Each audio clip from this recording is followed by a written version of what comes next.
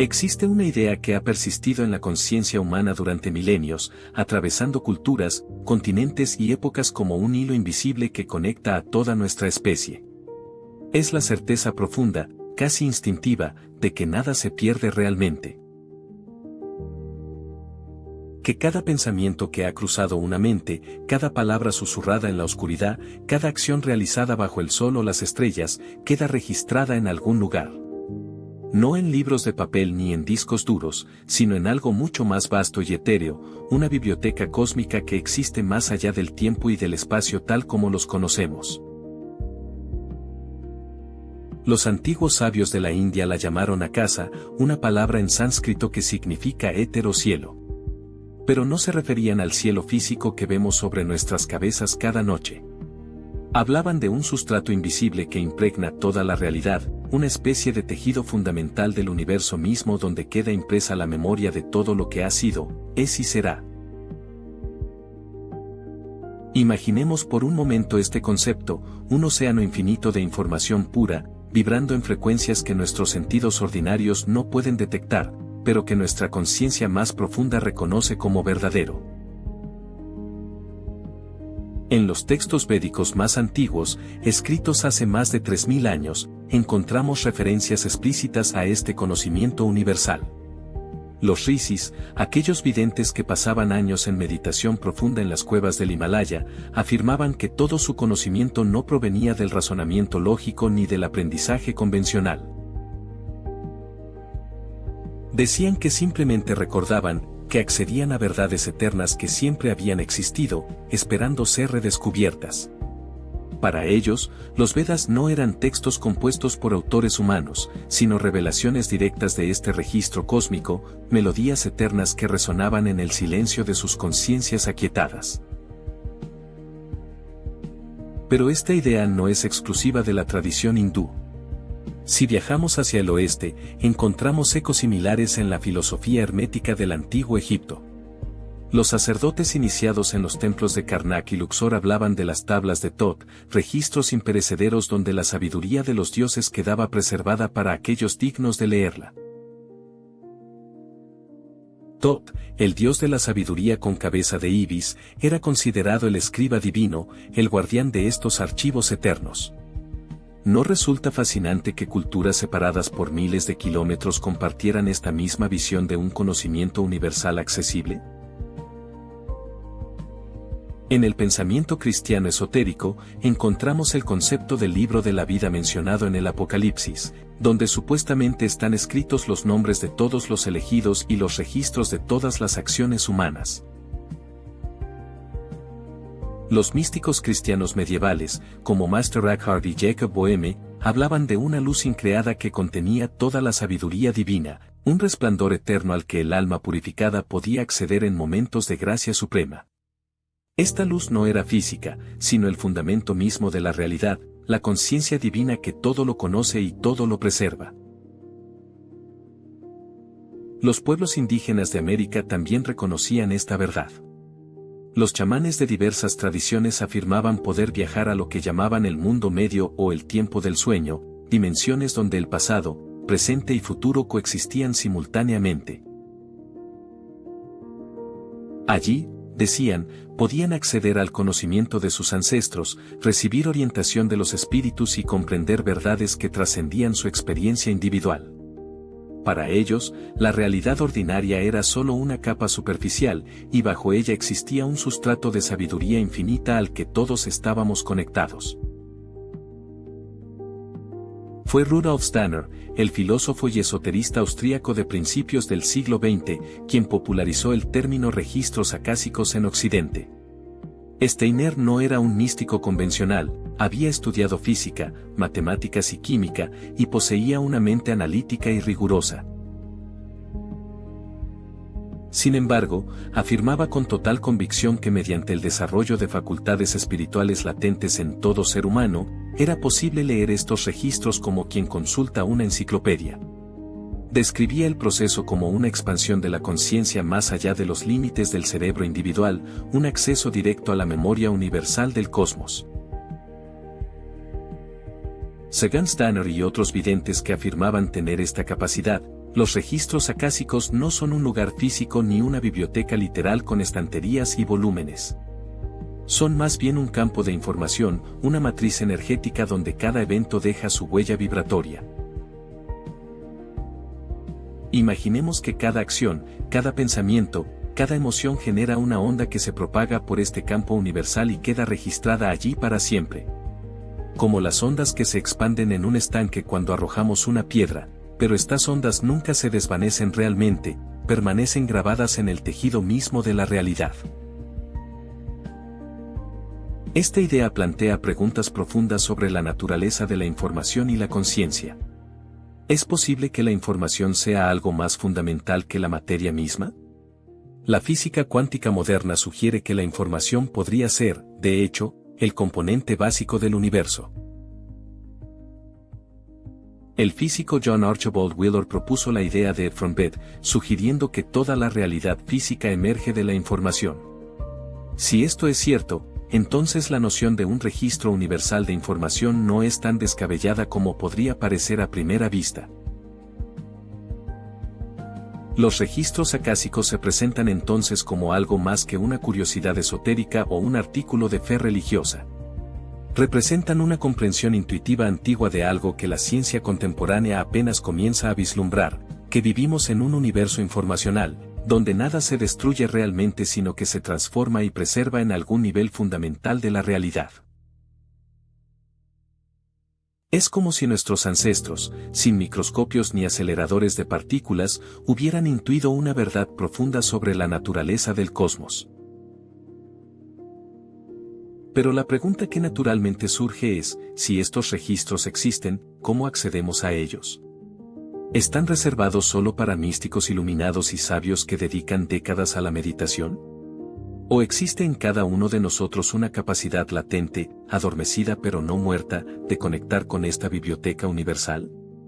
Los testimonios históricos sugieren que el acceso no requiere poderes sobrenaturales, sino más bien un aquietamiento profundo de la mente cotidiana, una apertura de la conciencia más allá de sus patrones habituales. A lo largo de la historia, hemos visto cómo grandes genios, científicos, artistas y pensadores han hablado de momentos de inspiración súbita, de ideas que parecían venir de algún lugar más allá de su conocimiento consciente. Nikola Tesla visualizaba inventos completos en su mente, funcionando perfectamente antes de construir un solo prototipo. Albert Einstein desarrollaba sus teorías mediante experimentos mentales que bordeaban lo onírico. Srinivasa Ramanujan, el matemático indio, afirmaba que sus fórmulas le eran reveladas por la diosa Namahiri en sueños. ¿Estaban todos ellos, quizás sin saberlo conscientemente, accediendo a estos registros cósmicos? Esta posibilidad transforma nuestra comprensión de la creatividad, el conocimiento y la inspiración. Sugiere que las grandes ideas no son creadas desde cero por individuos aislados, sino descubiertas, recordadas, extraídas de un depósito común de sabiduría al que todos estamos conectados. Somos como receptores de radio, y cuando sintonizamos la frecuencia correcta, cuando aquietamos el ruido de nuestros pensamientos cotidianos, podemos captar estas transmisiones del cosmos mismo. Así comenzamos nuestro viaje hacia la comprensión de la biblioteca de los sueños. No como un lugar físico que podamos visitar con nuestros cuerpos, sino como una dimensión de la realidad que existe aquí y ahora, interpenetrando cada momento de nuestra existencia. Una biblioteca donde no hay libros sino resonancias, donde no hay palabras sino vibraciones de significado puro. Y mientras continuamos esta exploración juntos, mantengamos nuestras mentes abiertas a la posibilidad de que todo lo que hemos olvidado como especie, todo lo que creíamos perdido en el tiempo, sigue existiendo en algún lugar, esperando ser recordado. Imaginemos por un momento que nuestra mente individual es como una isla en medio de un vasto océano. Desde la superficie, cada isla parece separada, aislada, única en su forma y características. Pero si pudiéramos sumergirnos bajo las aguas, descubriríamos algo extraordinario. Todas las islas están conectadas en las profundidades, son parte de la misma masa terrestre continental sumergida. Esta es precisamente la visión revolucionaria que Carl Gustav Jung presentó al mundo en las primeras décadas del siglo XX, el concepto del inconsciente colectivo. Jung no era un místico en el sentido tradicional. Era un psiquiatra suizo riguroso, formado en la medicina científica de su tiempo, discípulo de Sigmund Freud hasta que sus visiones divergentes lo separaron irremediablemente. Pero a diferencia de Freud, que veía el inconsciente como un depósito de experiencias personales reprimidas, Jung observó algo mucho más profundo y perturbador. Sus pacientes, provenientes de diversos orígenes culturales y educativos, producían sueños y visiones que contenían símbolos idénticos a los que aparecían en mitos antiguos de civilizaciones con las que nunca habían tenido contacto. ¿Cómo podía una ama de casa suiza en 1910 soñar con símbolos egipcios que solo aparecían en papiros recién descubiertos y aún no traducidos? La respuesta que Jung propuso era tan elegante como inquietante: existe un estrato más profundo de la psique humana que no se construye mediante experiencias personales, sino que heredamos como especie. Así como heredamos la estructura de nuestros cuerpos, la forma de nuestros ojos, el número de dedos en nuestras manos, también heredamos estructuras psíquicas fundamentales. Estas estructuras, que Jung llamó arquetipos, son patrones universales de pensamiento y comportamiento que existen en la psique de todos los seres humanos, independientemente de su cultura, época o geografía. ¿Pero qué son exactamente estos arquetipos? No son imágenes específicas ni conceptos concretos. Son más bien formas vacías, matrices de significado que se llenan con contenido cultural específico pero que mantienen su estructura esencial. El arquetipo de la madre, por ejemplo, no es ninguna madre en particular, sino el patrón universal de lo maternal que se manifiesta en todas las culturas, como diosas nutricias, como la tierra fértil, como el océano que da vida, como la noche protectora. Cada cultura lo expresa de manera diferente, pero la estructura subyacente permanece constante porque está grabada en nuestra psique compartida.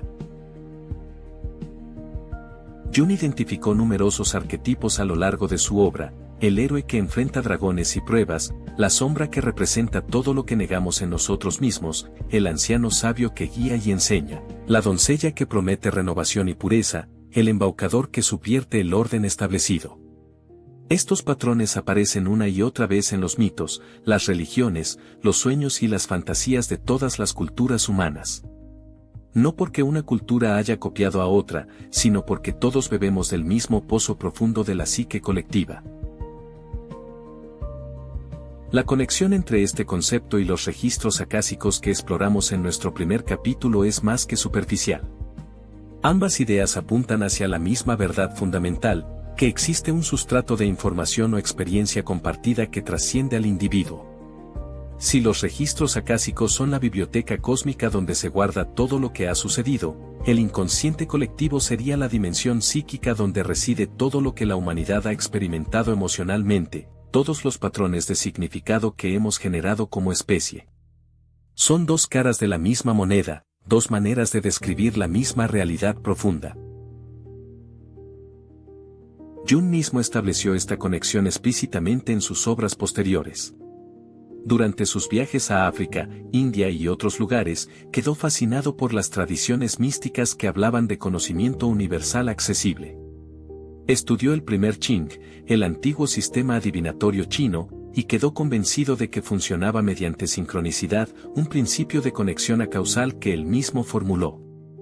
La sincronicidad sugiere que existen coincidencias significativas que no pueden explicarse por causa y efecto, sino que revelan una conexión profunda entre la mente y la materia, entre el interior y el exterior. Como si el universo mismo fuera una mente gigantesca donde todo está relacionado de formas que trascienden la causalidad ordinaria. Pensemos en las implicaciones de esto. Si Jung tenía razón, entonces nunca estamos realmente solos en nuestra experiencia psíquica. Cuando nos enfrentamos a una crisis existencial, a un momento de transformación profunda, a una encrucijada vital, no estamos pisando terreno virgen. Miles de millones de seres humanos antes que nosotros han atravesado situaciones arquetípicamente similares, y su sabiduría colectiva reside en las profundidades de nuestra propia psique. El inconsciente colectivo es como una ancestral memoria de especie, un compendio de todas las soluciones que la humanidad ha encontrado para los problemas fundamentales de la existencia. Pero este océano compartido no contiene solo sabiduría y luz. June era muy consciente de que también alberga las sombras colectivas de la humanidad, nuestras tendencias destructivas, nuestros miedos primordiales, nuestras capacidades para la crueldad y el caos. Los arquetipos del tirano, del monstruo devorador, de la bruja maligna, también residen en estas profundidades. Durante la Segunda Guerra Mundial, June observó con horror cómo la psique colectiva alemana había sido poseída por el arquetipo del dios germánico Wotan, desatando fuerzas primitivas y devastadoras. La historia humana, sugería, no es solo el resultado de decisiones racionales individuales, sino también de estas corrientes profundas del inconsciente colectivo que emergen y nos poseen cuando no estamos conscientes de ellas. Esta comprensión plantea una pregunta crucial para nuestra época: ¿qué arquetipos están activos en nuestra psique colectiva ahora? ¿Qué fuerzas del océano profundo están emergiendo en nuestros tiempos de crisis climática, tecnológica y social? Jung creía que era esencial hacer consciente lo inconsciente, que solo reconociendo y comprendiendo estos patrones podíamos evitar ser arrastrados por ellos. La individuación, el proceso de convertirse en quien realmente somos, requiere este descenso a las profundidades, este encuentro con las aguas primordiales de la psique colectiva. Los sueños, según Jung, son el lenguaje primario mediante el cual el inconsciente colectivo se comunica con nosotros. No son solo desechos aleatorios de la actividad cerebral ni simples cumplimientos disfrazados de deseos reprimidos. Son mensajes significativos de las profundidades, intentos del océano interior de alcanzar la conciencia de la isla. Cuando soñamos con serpientes, con viajes peligrosos, con figuras misteriosas que nos guían o amenazan, estamos en contacto directo con estos patrones universales. El sueño es el portal natural hacia el inconsciente colectivo, el momento en que las barreras del ego individual se disuelven y navegamos libremente por las aguas compartidas. Las religiones y mitologías, argumentaba Jung, no son ficciones primitivas que la ciencia moderna debería descartar. Son expresiones sofisticadas de verdades psicológicas profundas, mapas del territorio interior de la psique humana. Los dioses y diosas de las antiguas religiones son personificaciones de los arquetipos, formas de dar nombre y forma a estas fuerzas que todos experimentamos internamente. Cuando los griegos antiguos hablaban de ser poseídos por Afrodita o Ares, describían experiencias psicológicas reales, estados en los que el ego individual es temporalmente superado por un patrón arquetípico más poderoso. Y aquí llegamos a un ensal fundamental: el inconsciente colectivo no es algo del pasado, un archivo muerto de experiencias ancestrales.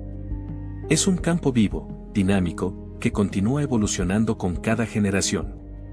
Nuestras experiencias actuales, nuestros desafíos contemporáneos, también se vierten en este océano compartido.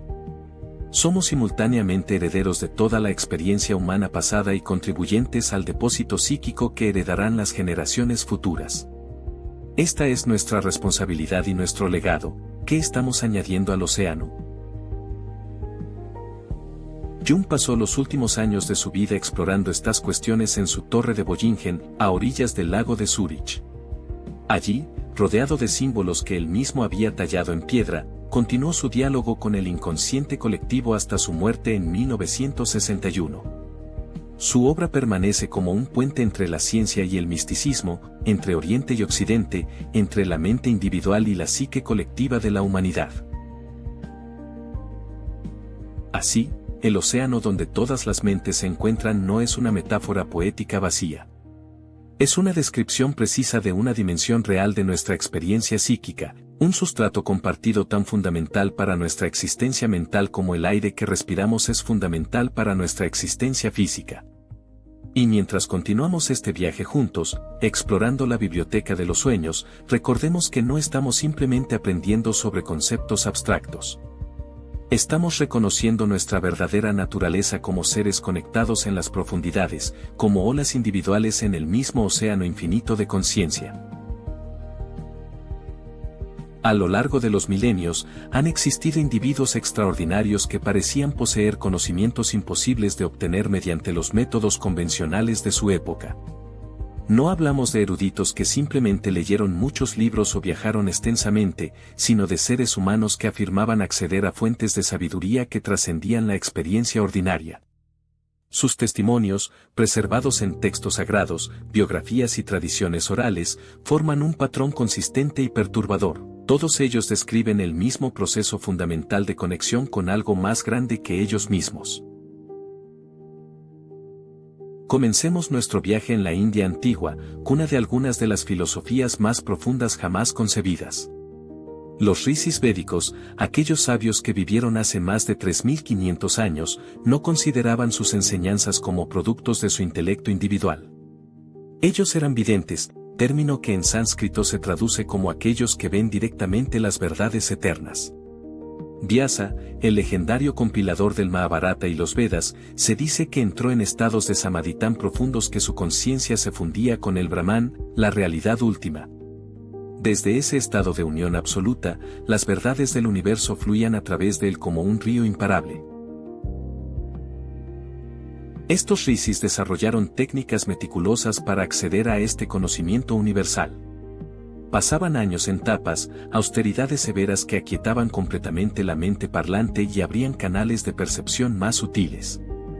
Practicaban pranayama, el control riguroso de la respiración, que según sus enseñanzas no solo oxigenaba el cuerpo sino que armonizaba las corrientes pránicas que conectaban su conciencia individual con la conciencia cósmica. En las cuevas frías del Himalaya, sentados en posturas que habían perfeccionado durante décadas, esperaban pacientemente a que el velo de Maya, la ilusión de la separación, se disolviera. Y cuando finalmente ocurría, cuando la gota individual de conciencia se reconocía como parte del océano infinito, el conocimiento fluía. Pero no necesitamos viajar solo a Oriente para encontrar estos testimonios. En la tradición griega antigua, los filósofos presocráticos hablaban de experiencias similares. Pitágoras, el matemático y místico del siglo VI antes de nuestra era, afirmaba haber recibido enseñanzas directas de sacerdotes egipcios que a su vez preservaban conocimientos de tiempos anteriores al diluvio. Su famosa escuela en Crotona no era simplemente una academia matemática, sino una comunidad iniciática donde los estudiantes avanzaban a través de grados de conocimiento secreto. Pitágoras enseñaba que los números no eran meras abstracciones inventadas por la mente humana, sino principios fundamentales del cosmos que podían ser directamente percibidos por una conciencia purificada. Sócrates, quizás el filósofo más influyente de Occidente, hablaba constantemente de su daimon, una voz interior que lo guiaba en momentos cruciales. No era su propia voz pensante, insistía, sino algo que venía de una fuente más profunda y sabia. Platón, su discípulo, desarrolló toda una teoría del conocimiento basada en la anamnesis, el recuerdo. Según esta visión, aprender no es adquirir información nueva, sino recordar verdades que el alma ya conocía antes de encarnar en el cuerpo. El diálogo socrático, con sus preguntas penetrantes, era un método para facilitar este recuerdo, para ayudar al alma a reconectar con el conocimiento eterno que había olvidado al nacer. En la tradición hermética egipcia, encontramos a Hermes Trismegisto, el 3 veces grande, figura legendaria que podría haber sido un sabio histórico o una amalgama de varios maestros. Los textos herméticos atribuidos a él describen con precisión sorprendente conceptos que la ciencia moderna apenas comienza a comprender: la naturaleza vibratoria de toda la realidad, la correspondencia entre los patrones cósmicos y los patrones terrestres, la unidad fundamental de toda existencia. ¿Cómo pudo un texto escrito hace más de 2000 años anticipar principios que la física cuántica solo recientemente ha verificado? La respuesta hermética sería simple: porque el conocimiento no fue inventado sino recordado, extraído de los registros eternos. Los profetas de las tradiciones abrahámicas también entran en esta categoría de guardianes del conocimiento imposible. Moisés, según el relato bíblico, recibió las leyes fundamentales que gobernarían a su pueblo no mediante razonamiento ético o consulta popular, sino en un encuentro directo con lo divino en el monte Sinaí. Durante 40 días y 40 noches, dice la tradición, estuvo en la presencia de Dios, y cuando descendió, su rostro brillaba con tal intensidad que debía cubrirlo con un velo. El conocimiento de la Torá, enseñan los cabalistas judíos, existía antes de la creación del mundo. Moisés simplemente lo trajo del reino eterno al reino temporal. Mahoma, el profeta del Islam, experimentó algo similar durante sus retiros en la cueva de Hira. Allí, en la soledad y el silencio del desierto, el ángel Gabriel se le apareció con las primeras revelaciones del Corán.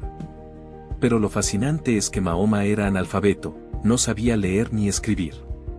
Sin embargo, las palabras que recibía eran de una belleza poética y profundidad filosófica extraordinarias, tan perfectas en su estructura que los árabes las consideraban inimitables.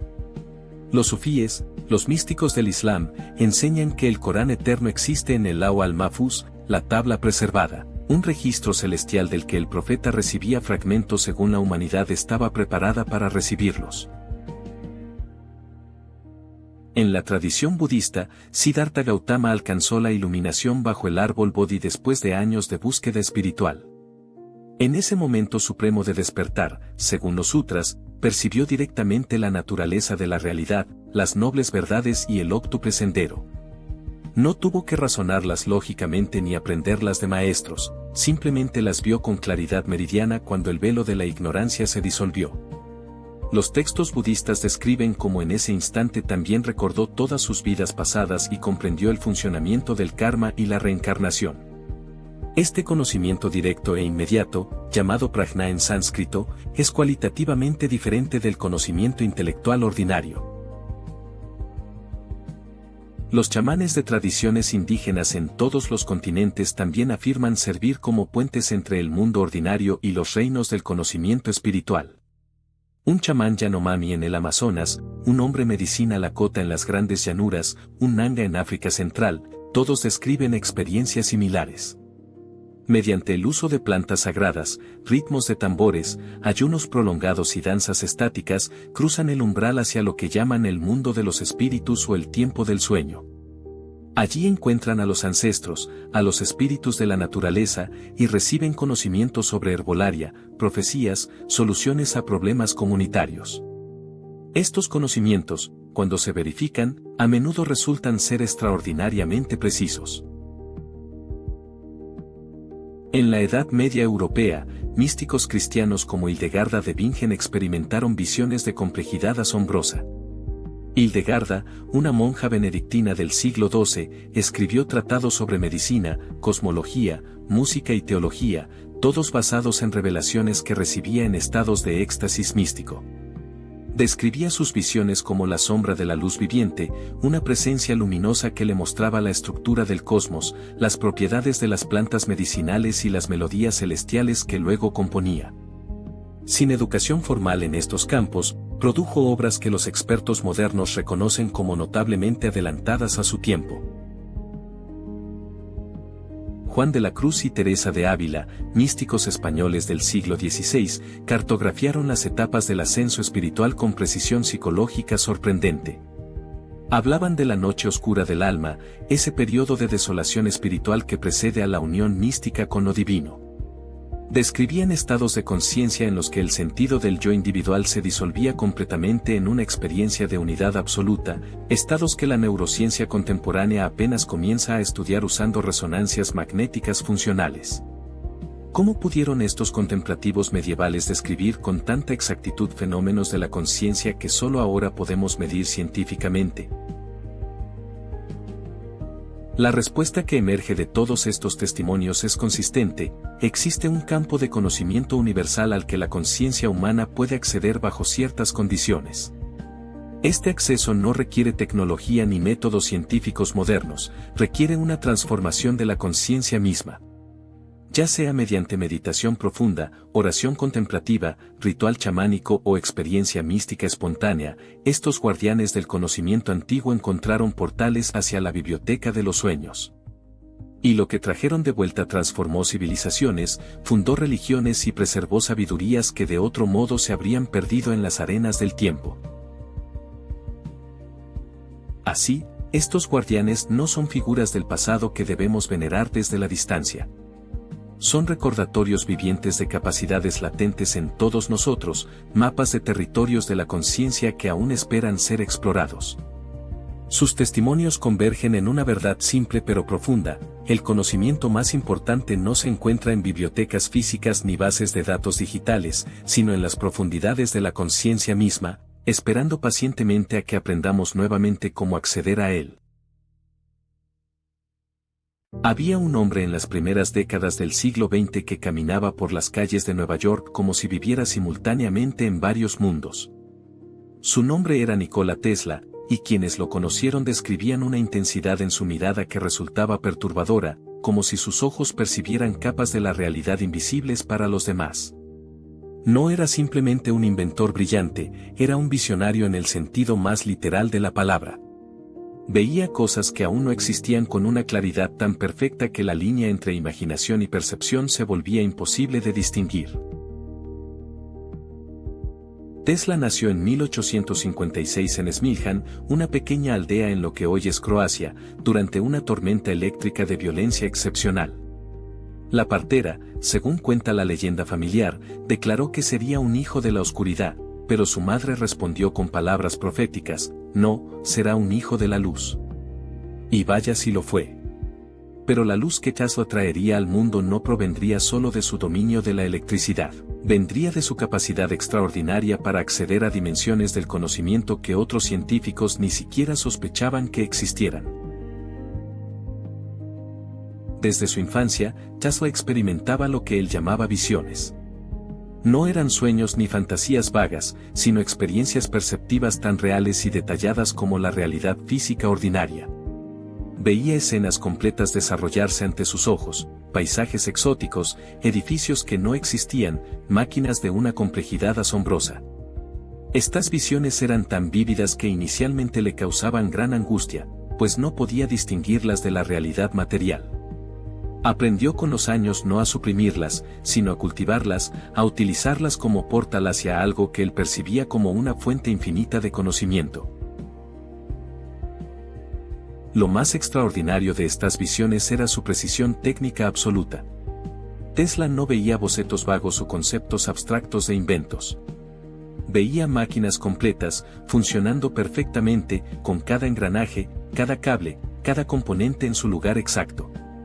Podía examinar estos dispositivos mentalmente desde cualquier ángulo, verificar su funcionamiento, identificar defectos de diseño y corregirlos, todo dentro de su mente.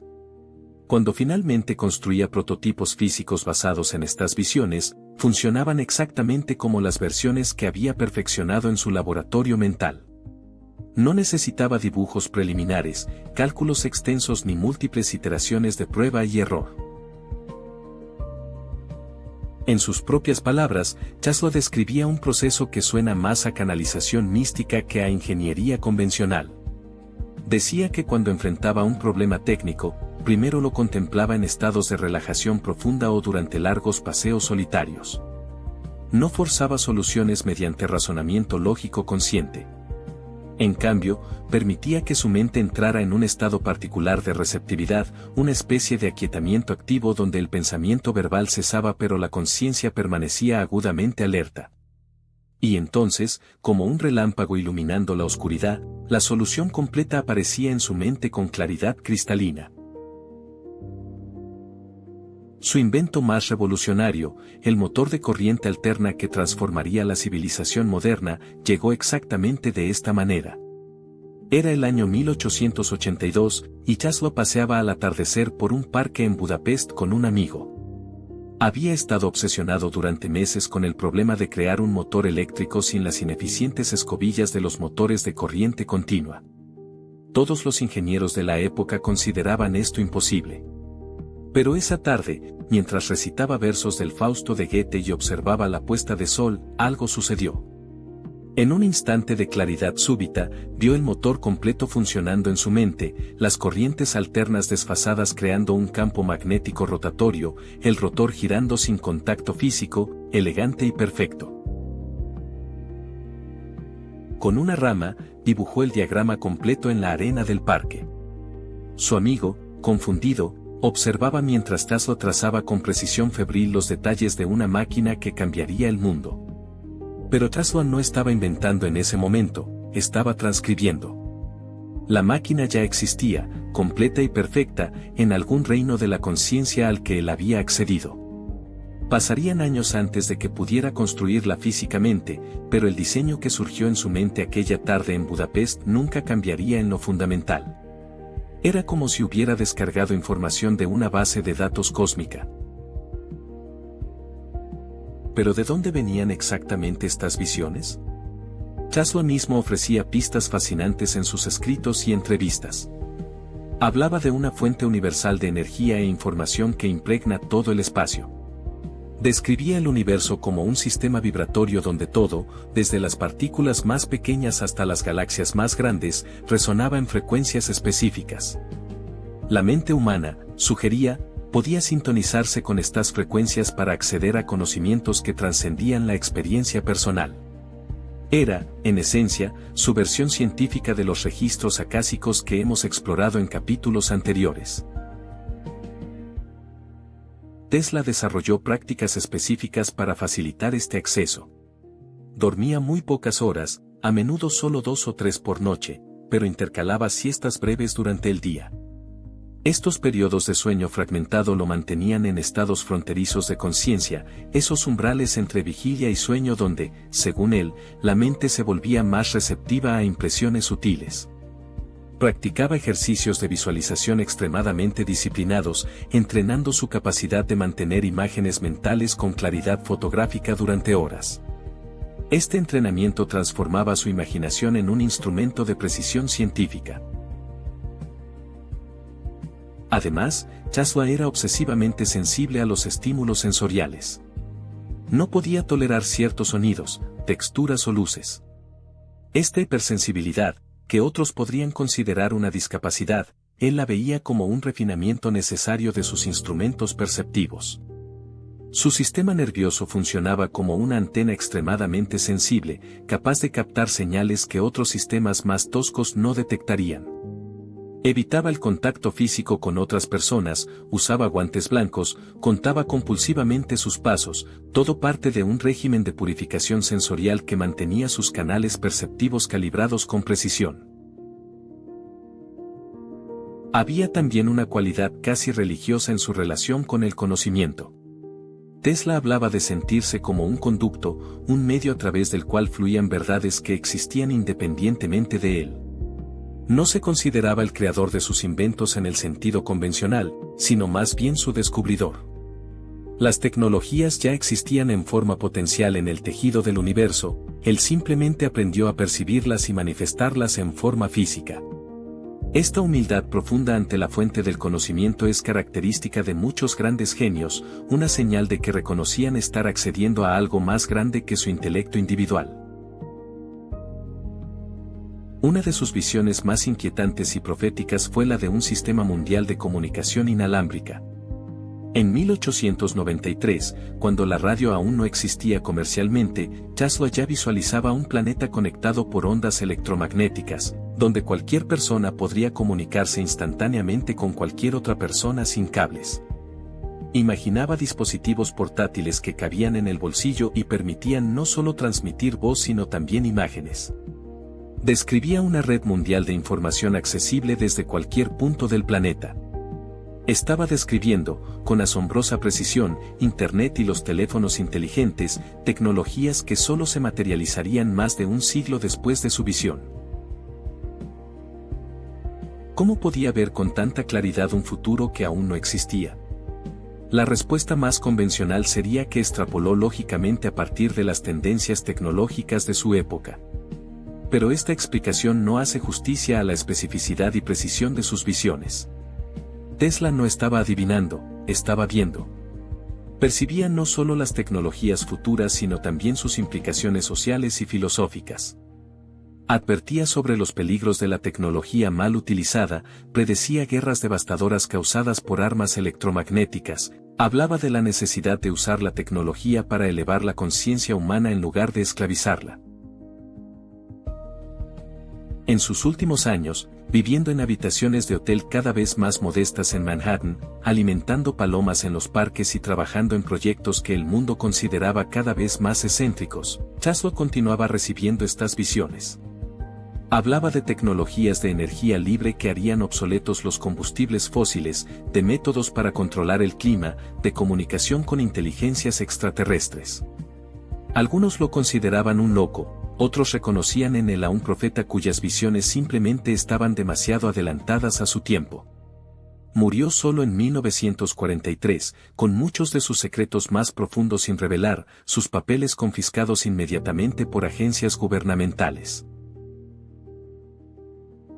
Pero su legado permanece como testimonio extraordinario de las capacidades latentes de la conciencia humana.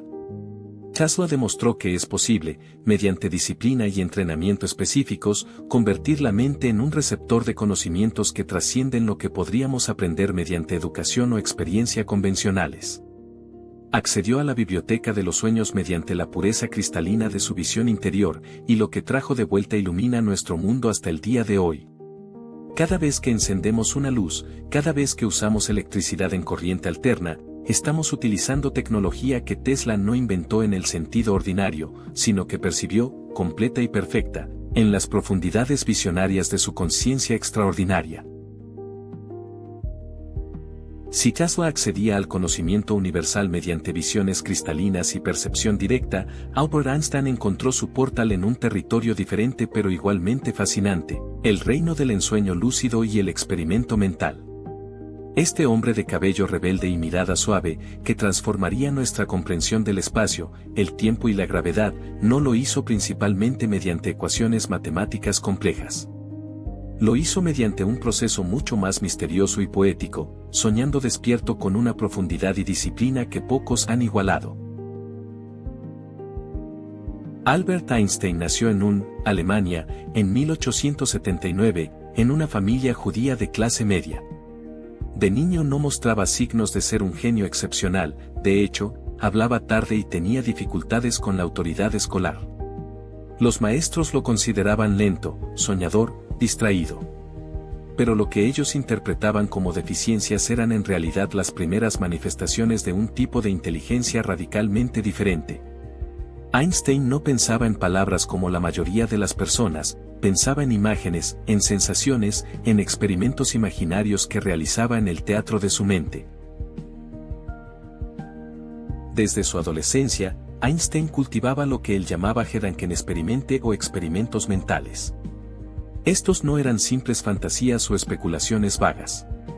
Eran exploraciones sistemáticas de situaciones imaginarias, realizadas con el rigor de experimentos de laboratorio pero llevadas a cabo completamente en el espacio interior de la conciencia. El más famoso de estos experimentos mentales surgió cuando tenía apenas 16 años, se preguntó qué vería si pudiera viajar montado en un rayo de luz.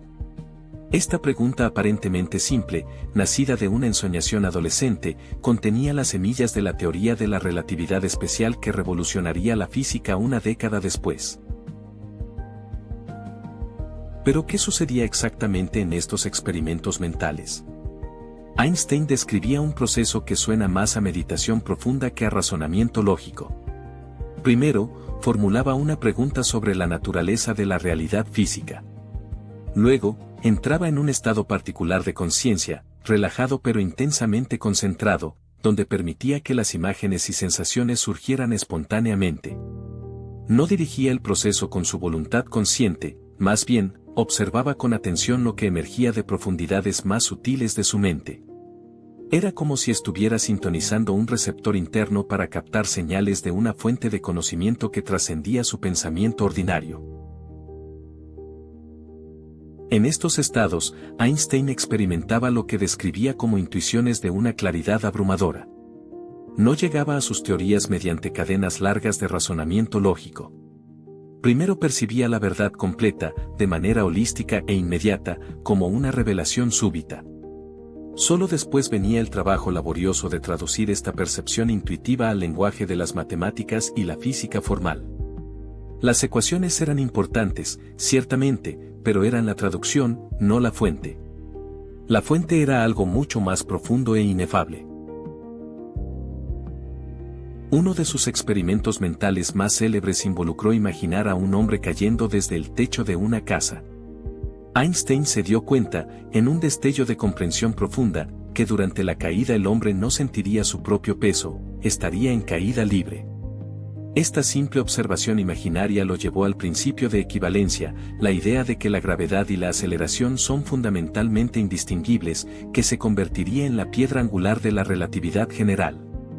Una fantasía aparentemente trivial, explorada con suficiente profundidad y atención, revelaba secretos fundamentales sobre la estructura del espacio-tiempo.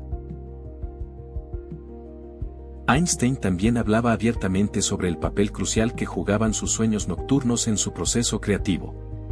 A diferencia de la mayoría de las personas, que consideran los sueños como experiencias caóticas y sin sentido, Einstein los trataba como fuentes valiosas de insight.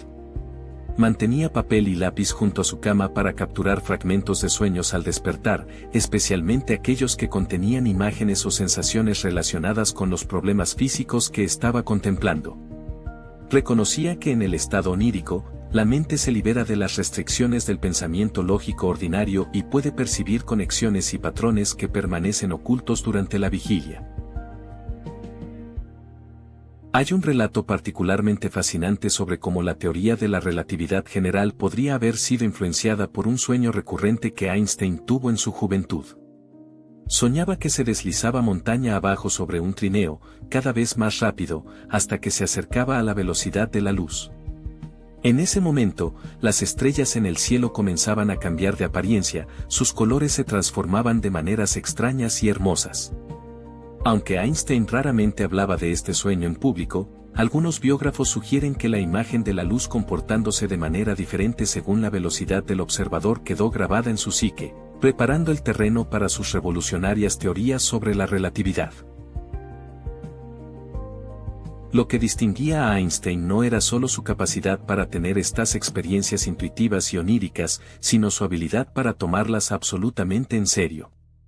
Vivía en una época donde la física se volvía cada vez más matematizada y formalizada, donde los físicos confiaban principalmente en experimentos de laboratorio y cálculos rigurosos. Pero Einstein insistía en que la intuición y la imaginación eran al menos tan importantes como la lógica formal. Afirmaba que la imaginación era más importante que el conocimiento, porque el conocimiento es limitado mientras que la imaginación abraza el mundo entero. Esta no era retórica vacía, era una declaración sobre su metodología real. Einstein también cultivaba estados específicos de conciencia que facilitaban estos insights intuitivos. Era un violinista apasionado, y a menudo cuando se enfrentaba a un problema físico particularmente difícil, dejaba de trabajar conscientemente en él y tocaba música durante horas. La música, especialmente las composiciones de Mozart y Bach, lo transportaba a estados de conciencia donde su mente analítica se aquietaba y algo más profundo podía emerger. Su esposa relataba que frecuentemente, en medio de una sesión musical, Einstein de repente dejaba el violín, corría hacia su escritorio y escribía febrilmente ecuaciones, como si estuviera transcribiendo algo que acababa de ser revelado. Había también largos paseos solitarios, otra práctica que compartía con muchos otros genios visionarios. Einstein caminaba durante horas por los bosques cerca de Princeton, aparentemente sin rumbo pero en realidad profundamente concentrado. En estos paseos, su mente entraba en un estado particular, ni completamente enfocada ni totalmente dispersa, un equilibrio delicado que él había aprendido a cultivar. En este estado de conciencia ambulatoria, las soluciones a problemas que habían resistido meses de análisis lógico surgían espontáneamente, como peces emergiendo de las profundidades de un lago tranquilo. La relación de Einstein con las matemáticas era curiosa y reveladora. A diferencia de muchos físicos teóricos que se sienten completamente en casa en el mundo abstracto de las ecuaciones, Einstein admitía sentirse a veces incómodo con las matemáticas avanzadas. Necesitaba colaboradores como Marcel Grossman y otros matemáticos para traducir completamente sus intuiciones físicas en formalismo matemático riguroso. Esto sugiere algo profundo: su genio no residía en la manipulación de símbolos abstractos, sino en una capacidad más primordial de percibir directamente la estructura del universo físico. Las matemáticas venían después, como un lenguaje para comunicar lo que ya había visto. Esta percepción directa de la realidad física es notablemente similar a lo que los místicos describen como conocimiento directo o gnosis. Einstein mismo reconocía una dimensión espiritual en su trabajo, aunque rechazaba las religiones organizadas. Hablaba de un sentimiento cósmico religioso, una sensación de asombro reverente ante la armonía matemática del universo. Para él, el universo era transparente a una inteligencia más profunda, sus leyes podían ser comprendidas no solo mediante el análisis racional sino mediante una especie de comunión contemplativa con la naturaleza misma. Cuando Einstein formuló su ecuación más famosa, E=mc², no la derivó mediante un proceso largo de cálculos matemáticos. La intuición central, que la masa y la energía son manifestaciones intercambiables de la misma realidad fundamental, llegó como un ensat súbito, una percepción de unidad que trascendía las categorías separadas de la física clásica. La ecuación específica, hermosa en su simplicidad, era simplemente la expresión más concisa de esta verdad que él había percibido de manera holística. Así, Einstein se une a Tesla en nuestro panteón de genios que accedieron a la biblioteca de los sueños, aunque por diferentes portales. Donde Tesla tenía visiones cristalinas de máquinas completas, Einstein tenía insights profundos sobre la estructura fundamental de la realidad. Donde Tesla era hipersensible y ascético, Einstein era bohemio y musical. Pero ambos compartían algo esencial, la capacidad de aquietar la mente analítica ordinaria y permitir que emergiera un conocimiento más profundo, un conocimiento que parecía venir no de sus educaciones formales ni de sus experiencias personales limitadas, sino de una fuente universal a la que sus conciencias habían aprendido a sintonizarse. Y en ese silencio fértil entre el sueño y la vigilia, entre la lógica y la intuición, entre el yo individual y algo mucho más vasto, encontraron verdades que transformarían nuestra comprensión del cosmos mismo. Tesla y Einstein no son casos aislados en la historia de la genialidad humana. A lo largo de los siglos, han existido otros individuos extraordinarios cuyas capacidades desafiaban las explicaciones convencionales, personas que producían conocimientos tan avanzados y sofisticados que parecían imposibles dadas sus circunstancias personales. Estos arquitectos del conocimiento imposible compartían algo fundamental, todos afirmaban que sus descubrimientos más profundos no provenían de su intelecto consciente, sino de una fuente más misteriosa y profunda. Srinivasa Ramanujan es quizás el ejemplo más asombroso de este fenómeno en el campo de las matemáticas. Nació en 1887 en Erode, una pequeña ciudad del sur de India, en una familia brahmán de recursos muy limitados. Su educación formal en matemáticas fue mínima, no tuvo acceso a los textos avanzados que estudiaban sus contemporáneos en las universidades europeas. Sin embargo, a los 25 años, había redescubierto de manera independiente teoremas que habían tomado siglos desarrollar en Occidente, y más impresionante aún, había formulado miles de teoremas completamente nuevos que dejarían perplejos a los mejores matemáticos del mundo. Pero lo verdaderamente inquietante no era solo la brillantez de sus descubrimientos matemáticos, sino cómo los obtenía.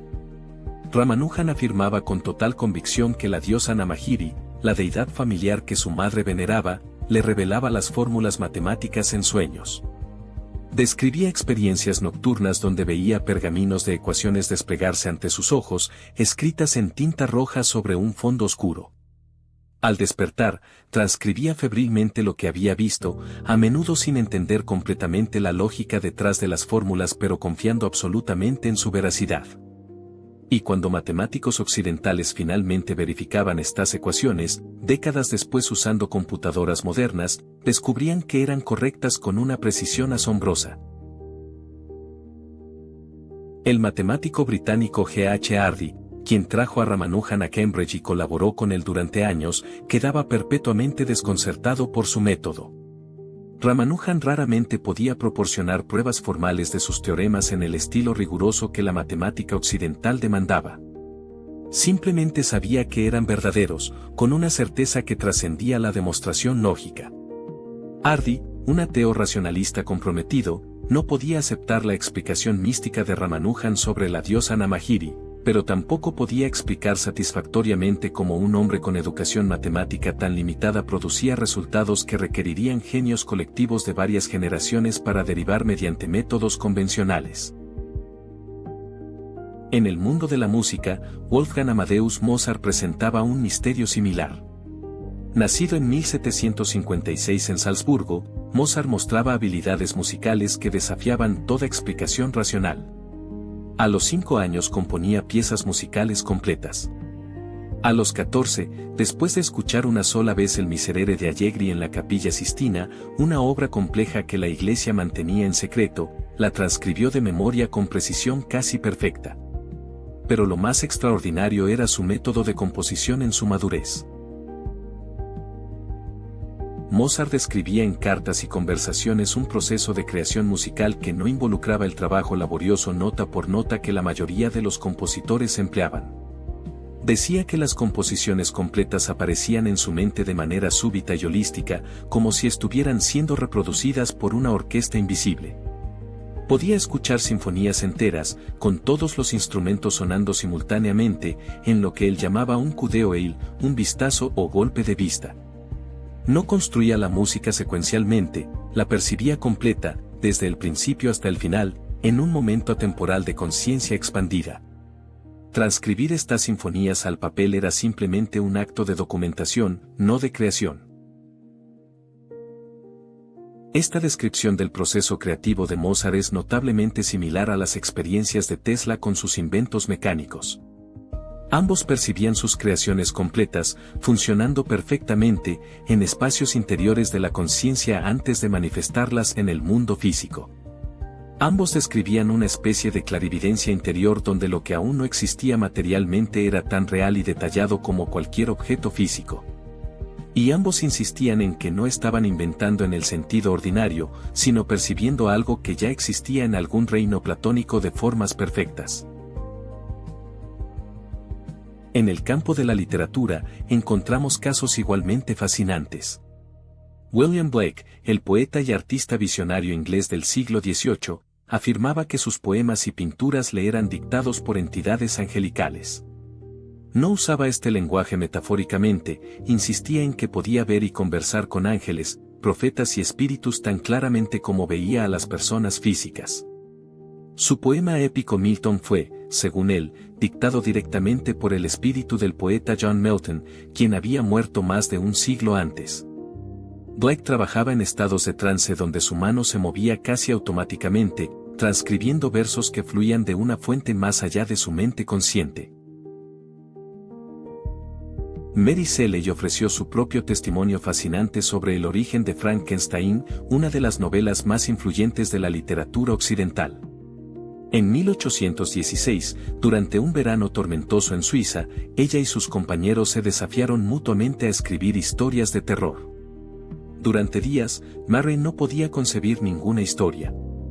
Luego, una noche, en un estado entre el sueño y la vigilia, tuvo una visión vívida y aterradora del Dr. Frankenstein arrodillado junto a su creación monstruosa. La escena completa se desarrolló ante ella con una realidad cinematográfica.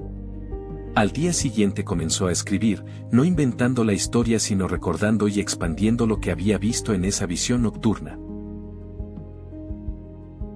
En la ciencia, Dmitri Mendeleev, el químico ruso que creó la tabla periódica de los elementos, también recurrió al reino del sueño para su descubrimiento más importante.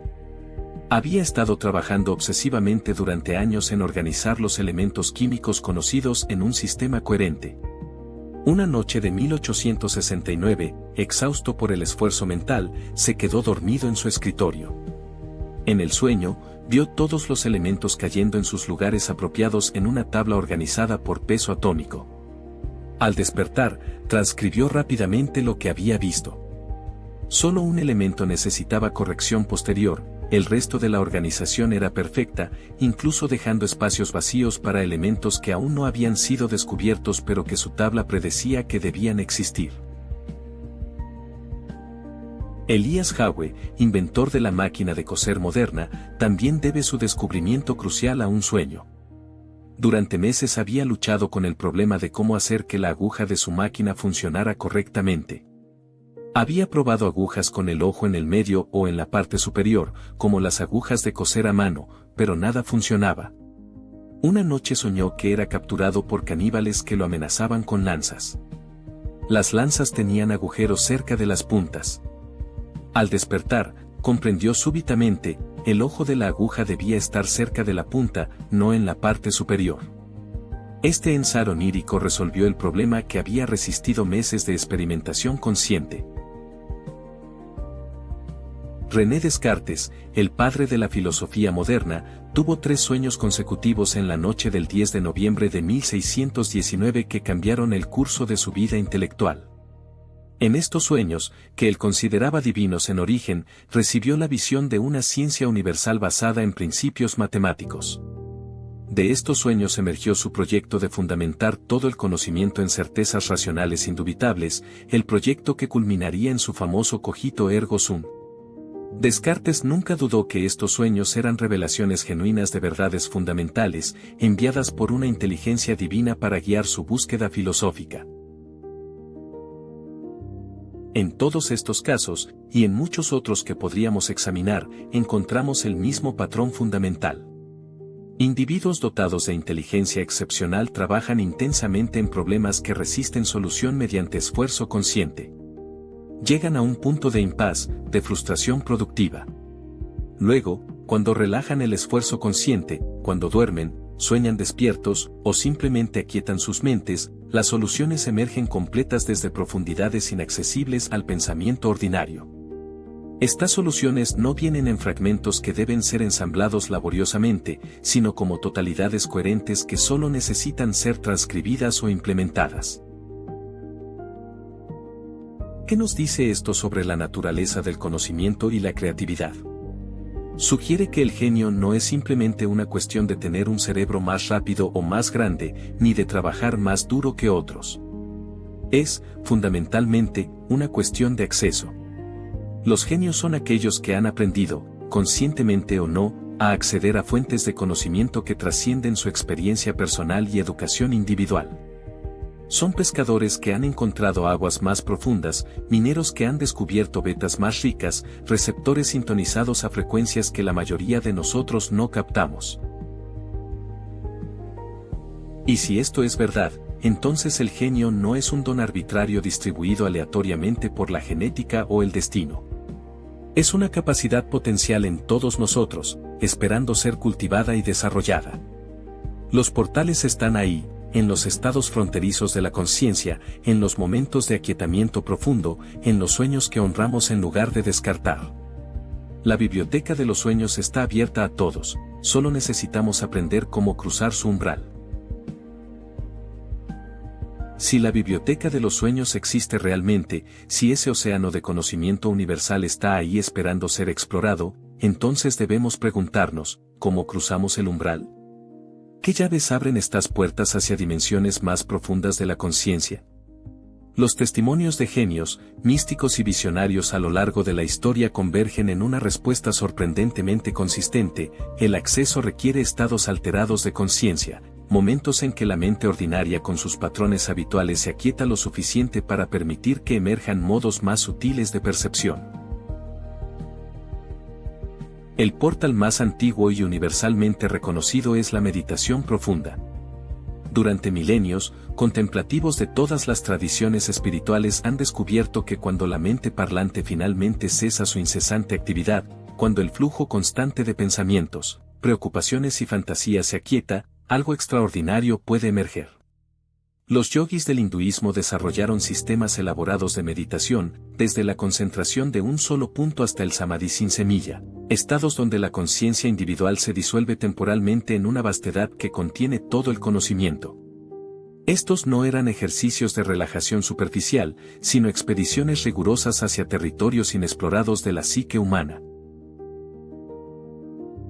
La meditación budista, particularmente en sus formas zen y vipassana, ofrece mapas detallados de estos territorios interiores. Los practicantes describen etapas específicas de profundización. Primero viene la calma inicial donde los pensamientos se espacian, luego estados de concentración absorta donde la distinción entre observador y observado comienza a difuminarse, Y finalmente experiencias de vacuidad luminosa donde la conciencia se reconoce a sí misma como el fundamento de toda experiencia. En estos estados más profundos, muchos meditadores reportan acceso espontáneo a conocimientos que no pueden explicar mediante su experiencia personal, como si hubieran sintonizado frecuencias de una radio cósmica. Pero la meditación formal no es el único portal. Existe un territorio liminal particularmente fascinante que todos visitamos diariamente pero raramente aprovechamos conscientemente, el estado hipnagógico. Este es el umbral borroso entre la vigilia y el sueño, esos minutos preciosos cuando estamos cayendo en el sueño pero aún mantenemos un hilo de conciencia.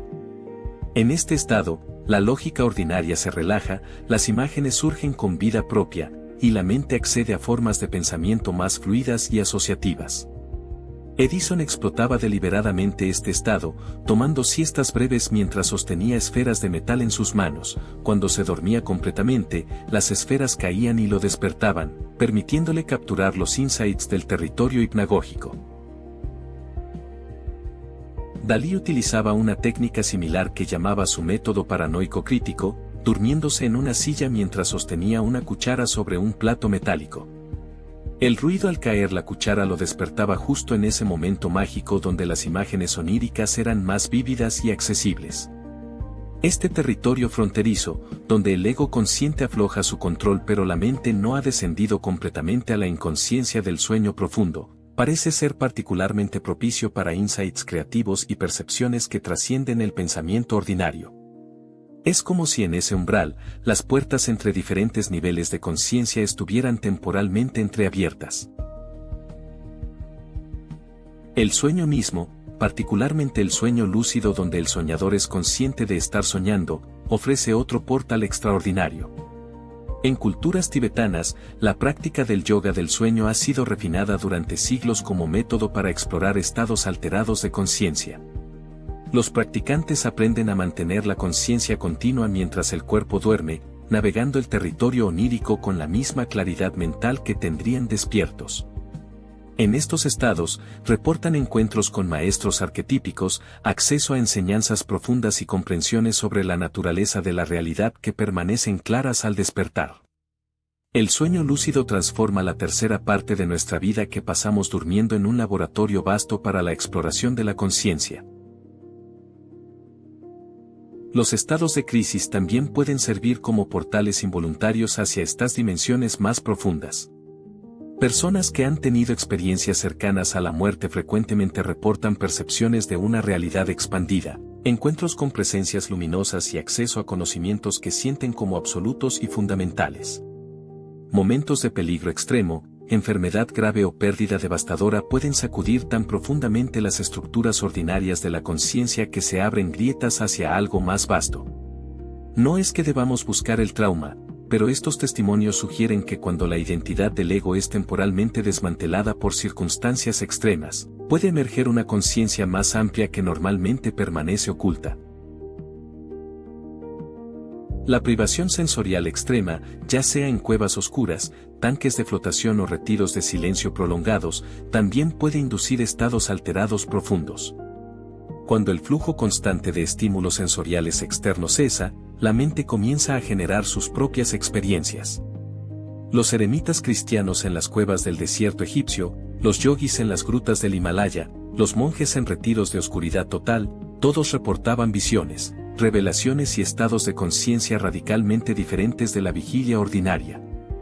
Sin la distracción constante del mundo exterior, la atención puede volverse completamente hacia adentro, revelando paisajes interiores de complejidad y profundidad asombrosas. La música y el ritmo han sido reconocidos en prácticamente todas las culturas como portales hacia estados alterados. Los ritmos repetitivos de tambores chamánicos, los cantos gregorianos de monasterios medievales, los mantras védicos recitados durante horas, todos inducen estados de trance donde la conciencia ordinaria se transforma. La música tiene la capacidad única de sincronizar los ritmos cerebrales, de llevar la mente desde estados beta de pensamiento activo hacia estados alfa, zeta y delta asociados con meditación profunda, creatividad y acceso a contenidos inconscientes.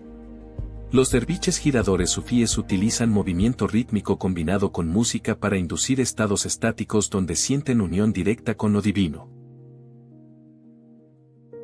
La danza estática, el movimiento repetitivo prolongado, también puede servir como portal. Cuando el cuerpo se mueve rítmicamente durante horas, algo extraordinario sucede en la conciencia. La mente analítica se cansa de intentar controlar los movimientos y algo más instintivo y profundo toma el control. Bailarines reportan estados de flujo donde el sentido del yo separado se disuelve, donde se sienten como canales a través de los cuales la energía simplemente fluye. En estos momentos, insights profundos pueden emerger espontáneamente, como si el cuerpo en movimiento hubiera desbloqueado puertas que la mente quieta mantiene cerradas. El ayuno prolongado es otra técnica ancestral para alterar la conciencia. Después de varios días sin comida, cuando el cuerpo entra en cetosis y comienza a quemar sus propias reservas, la conciencia cambia de manera notable. Los profetas bíblicos ayunaban durante 40 días antes de recibir revelaciones. El Buda ayunó casi hasta la muerte antes de su iluminación bajo el árbol Bodhi. No es simplemente privación física, es un proceso que parece recalibrar la química cerebral de maneras que facilitan estados visionarios y percepciones expandidas.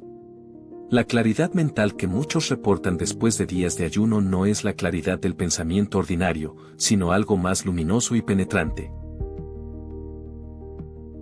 Las plantas sagradas utilizadas en contextos ceremoniales por culturas indígenas representan quizás los portales más controversiales y poderosos. La ayahuasca en el Amazonas, el peyote en Norteamérica, los hongos y los cibios en Mesoamérica, el iboga en África Central, todos han sido utilizados durante milenios como sacramentos que abren puertas hacia dimensiones normalmente inaccesibles de la conciencia. Los chamanes que utilizan estas plantas insisten en que no son drogas recreativas sino medicinas sagradas que permiten comunicación directa con el mundo espiritual. La ciencia moderna comienza a verificar que estas sustancias pueden inducir experiencias místicas genuinas, indistinguibles fenomenológicamente de las experiencias espontáneas de los grandes místicos. Pero es crucial reconocer que estas sustancias no crean conocimiento de la nada. Más bien, parecen funcionar como amplificadores o catalizadores, acelerando procesos que podrían ocurrir naturalmente mediante décadas de práctica contemplativa. Abren puertas, pero lo que se encuentra detrás de esas puertas, según los reportes consistentes, es el mismo territorio que los meditadores y místicos exploran mediante métodos sobrios. La diferencia está en la velocidad y la intensidad, no necesariamente en el destino final. La oración contemplativa profunda, distinta de la oración peticionaria ordinaria, representa otro portal reconocido en tradiciones místicas de todo el mundo. Cuando la oración se vuelve no un diálogo con lo divino sino una apertura silenciosa, una receptividad pura sin agenda, puede inducir estados que los cristianos llaman unión mística, los musulmanes fana, los judíos de Bekut. Todos estos términos apuntan hacia experiencias donde el orante siente que su conciencia individual se funde con algo infinitamente más vasto, y en esa fusión, accede a conocimientos que trascienden el pensamiento ordinario. Así, los portales son múltiples y variados, adaptados a diferentes temperamentos y tradiciones. Pero todos comparten características comunes, requieren aquietamiento del pensamiento verbal ordinario, relajación del control del ego, y apertura hacia dimensiones más profundas de la experiencia. Son umbrales donde la conciencia cotidiana cede ante algo más vasto, más antiguo, más sabio. Y cuando cruzamos estos umbrales con la preparación y la intención adecuadas, encontramos que la biblioteca de los sueños no está en algún lugar distante e inaccesible. Ha estado siempre aquí, justo debajo de la superficie de nuestra conciencia ordinaria, esperando pacientemente a que aprendamos cómo aquietar el ruido suficiente para escuchar sus susurros eternos. Durante siglos, ha existido un abismo aparentemente infranqueable entre el conocimiento místico de las tradiciones antiguas y el método científico riguroso de Occidente. Los científicos desdeñaban las afirmaciones de los místicos como supersticiones sin fundamento, mientras los místicos criticaban a la ciencia por su materialismo estrecho que ignoraba dimensiones más profundas de la realidad. Pero algo extraordinario está sucediendo en las últimas décadas. Estos dos ríos de conocimiento, separados durante tanto tiempo, comienzan a converger. La ciencia moderna, en sus fronteras más avanzadas, está descubriendo conceptos que los sabios antiguos enseñaban hace milenios. La física cuántica representa quizás el punto de convergencia más dramático. Cuando los físicos del siglo XX comenzaron a explorar el mundo subatómico, descubrieron un universo que desafiaba completamente la lógica del sentido común. Las partículas parecían existir en múltiples lugares simultáneamente hasta ser observadas, momento en que colapsaban en una ubicación específica. Partículas separadas por vastas distancias permanecían misteriosamente conectadas, influyéndose instantáneamente sin importar la distancia que las separara. El observador y lo observado parecían inseparablemente entrelazados. El acto de medir alteraba fundamentalmente lo medido. Estos descubrimientos sonaban menos como ciencia y más como los koans paradójicos del budismo zen. El principio de no localidad cuántica, demostrado experimentalmente mediante el teorema de Bell en 1960, sugiere que el universo a nivel fundamental no respeta la separación espacial que parece tan obvia en nuestra experiencia cotidiana. Dos partículas que han interactuado permanecen conectadas de maneras que trascienden el espacio y el tiempo ordinarios. Si cambiamos el estado de una, la otra responde instantáneamente, incluso si están separadas por años luz. Esta conexión instantánea a distancia suena notablemente similar a lo que las tradiciones místicas siempre han afirmado, que en niveles profundos de la realidad, la separación es ilusoria, todo está fundamentalmente interconectado en una red de relaciones que trasciende el espacio y el tiempo. David Bohm, uno de los físicos teóricos más brillantes del siglo XX, desarrolló una interpretación de la mecánica cuántica que resonaba profundamente con conceptos místicos antiguos. Propuso que existe un orden implicado, una dimensión más profunda de la realidad donde todo está plegado junto en una totalidad indivisa. El orden explicado, el mundo de objetos separados que percibimos con nuestros sentidos, es solo una proyección, un despliegue de este orden más profundo. Esta visión es prácticamente idéntica a la enseñanza védica de que el mundo de multiplicidad es Maya, una proyección del Brahman único e indivisible. Bohm mismo reconocía estas similitudes y mantenía diálogos extensos con el maestro espiritual Krishnamurti, explorando las convergencias entre física moderna y sabiduría perenne. La teoría del campo unificado, que busca unir todas las fuerzas fundamentales de la naturaleza en una única descripción coherente, suena notablemente similar al concepto de la casa como sustrato unificado de toda la realidad. Los físicos hablan de un campo cuántico del vacío, un océano de energía potencial que impregna todo el espacio, desde el cual emergen y al cual regresan todas las partículas. Este campo de punto cero, como se le llama, contiene energía casi infinita en cada centímetro cúbico del espacio vacío. Es invisible, indetectable directamente, pero fundamenta toda la realidad material. ¿No es esto precisamente lo que los sabios védicos describían cuando hablaban de la casa como el éter primordial del cual emerge toda la creación? Ervin Laszlo, filósofo de la ciencia y teórico de sistemas, ha propuesto explícitamente que el campo cuántico del vacío podría funcionar como un medio de almacenamiento de información, exactamente como los registros acásicos de la tradición esotérica. Su teoría del campo acásico sugiere que la información sobre todo lo que ha sucedido en el universo queda grabada en este campo fundamental como patrones de interferencia holográfica. Esta información sería accesible, en principio, a conciencias suficientemente sensibles. Laszlo no es un místico marginal, es un académico riguroso que publica en revistas científicas revisadas por pares, y sin embargo está proponiendo un marco que valida conceptos de miles de años de antigüedad. La neurociencia también está proporcionando insights fascinantes que se relacionan con nuestro tema. Los estudios sobre meditación profunda usando resonancias magnéticas funcionales y electroencefalogramas revelan que los estados contemplativos avanzados producen patrones de actividad cerebral únicos. Los meditadores experimentados muestran coherencia inusual entre diferentes regiones cerebrales, ondas gamma de alta frecuencia que normalmente no se sostienen y reducción de la actividad en la red neuronal por defecto, esa red asociada con el sentido del yo separado. Estos hallazgos validan las afirmaciones de los contemplativos de que la meditación profunda altera fundamentalmente el funcionamiento de la conciencia. Más intrigante aún, estudios sobre sincronicidad neural muestran que cuando grupos de personas meditan juntas o participan en rituales grupales, sus ondas cerebrales comienzan a sincronizarse. Cerebros separados por metros de distancia muestran patrones de actividad correlacionados que no pueden explicarse por comunicación sensorial ordinaria. Esto sugiere que existe algún tipo de resonancia entre conciencias, un acoplamiento que trasciende los límites del cráneo individual. ¿Podría esto ser un correlato neural del inconsciente colectivo de Jung, una demostración medible de que nuestras mentes individuales están más interconectadas de lo que la ciencia materialista había asumido? La investigación sobre experiencias cercanas a la muerte también está desafiando paradigmas científicos convencionales. Miles de casos documentados de personas clínicamente muertas, sin actividad cerebral medible, que sin embargo reportan experiencias conscientes vívidas y detalladas. Algunas de estas personas reportan información verificable sobre eventos que ocurrieron mientras estaban inconscientes, información que no podrían haber obtenido por medios sensoriales normales. Los modelos materialistas que consideran la conciencia como mero producto de la actividad cerebral tienen dificultades para explicar estos casos. Los modelos que ven la conciencia como algo más fundamental que el cerebro, algo que el cerebro modula pero no crea, tienen menos problemas.